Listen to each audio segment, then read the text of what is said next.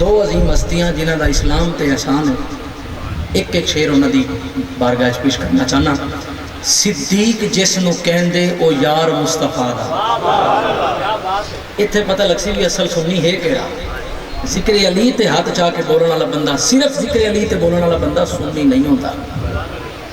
صدیق جس نو کہندے او یار مصطفیٰ دا، جس کیتا سب تو پہلے اقرار مصطفیٰ دا، اسلام نو ضرورت جس ویلے پیش آئی، ہر چیز لے کے آیا حقدار مصطفیٰ دا۔ اسلام نو ضرورت جس ویلے پیش آئی، ہر چیز لے کے آیا حقدار مصطفیٰ دا۔ کون صدیق؟ توڑے میرے سر تے تاج، صداقت تے تاجدار، یار غار و مزار، خلیفہ اول، افضل البشر، بعد الانبیاء بالتحقیق، امیر المؤمنین ابی بکر صدیق۔ اے جمعے دے خطبے سنی کرو گا، نمازاں دی فکر کرو اگر اس خطبے تے یقین نہیں۔ سنو میں کیا آکھنا چاہنا۔ صدیق جس نو کہندے او یار مصطفیٰ دا، جس کیتا سب تو پہلے اقرار مصطفیٰ دا، اسلام نو ضرورت جس ویلے پیش آئی، ہر چیز لے کے آیا حقدار مصطفیٰ دا۔ پوچھے آسی ایک صحابی، دسو پسند کیے؟ دسیا صدیق اکبر دیدار مصطفیٰ دا۔ پوچھے آسی ایک صحابی، دسو پسند کیے؟ دسیا صدیق اکبر دیدار مصطفیٰ دا۔ اے ذکر ہویا ایک ہستی دا، او ہستی جیدہ اسلام تے احسان ہے۔ ہن دوسری ہستی دا ذکر کرنا چاہنا جیدہ اسلام دے اتے احسان ہے، بڑے عقیدے نال، بڑی ذمہ داری نال آکھنا چاہنا۔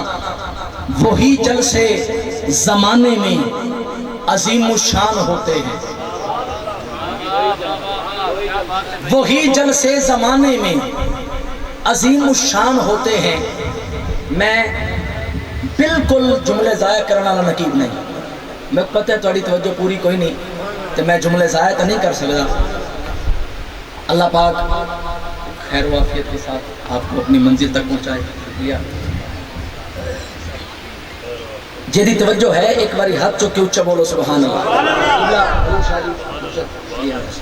میں اس ہستی کا ذکر کرنا چاہنا جیدہ اسلام تے احسان ہے اور اپنا عقیدہ پیش کرنا چاہنا۔ نعمان بھائی، وہی جلسے زمانے میں عظیم الشان ہوتے ہیں، بیاں جن میں ابو طالب تیرے احسان ہوتے ہیں، بیاں جن میں ابو طالب تیرے احسان ہوتے ہیں۔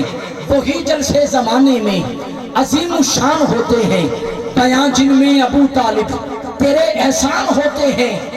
یہاں القاب کا چپکے سے بٹوارا نہیں ہوتا، یہاں جو کام ہوتے ہیں علل اعلان ہوتے ہیں، یہاں جو کام ہوتے ہیں۔